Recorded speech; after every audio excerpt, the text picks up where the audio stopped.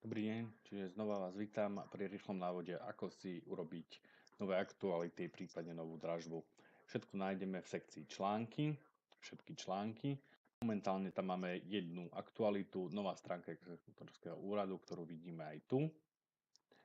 Poďme si pridať novú, alebo novú dražbu. Takže povedzme, že by to bol dražba rodín, alebo ja neviem, dáme to ako dom, tu dáme nejaký krátky podpis tomu domu.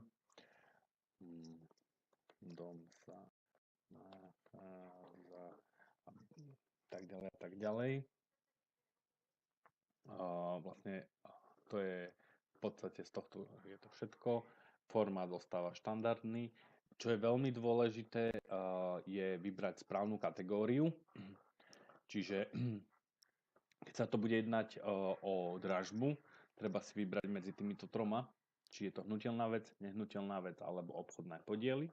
A keď sa bude jednať o aktualitu, treba vybrať aktualitu. Áno, podľa toho vie, kde má členiť tento článok, prípadne dražbu na web stránke.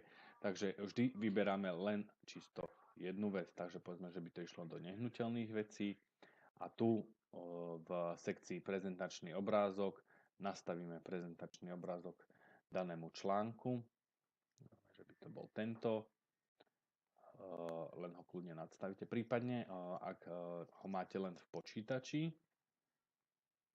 tak jednoducho nahrať súbory, označiť súbory, označia sa vám súbory,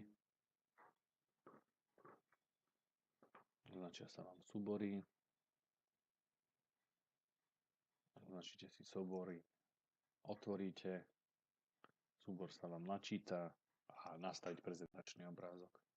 Keď toto všetko máme spravené, čiže prezentačný obrázok, vybrať tú kategóriu, napísaný nadpis a niečo o tej dražbe, prípadne o aktualite, klikneme na tlačítko publikovať. Počkáme, až článok bol publikovaný. Keď si ho pozrieme, momentálne sa nezobrazí na stránke. Áno, a vidíte ho tu. Takže dom, áno. Áno. Takisto ho budeme mať už v tejto sekcii všetky články.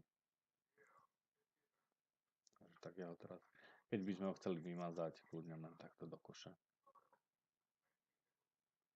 To by bolo všetko. Pre prípadné nezrovnalosti alebo nejasnosti nás kľudne neváhajte kontaktovať. Ďakujem.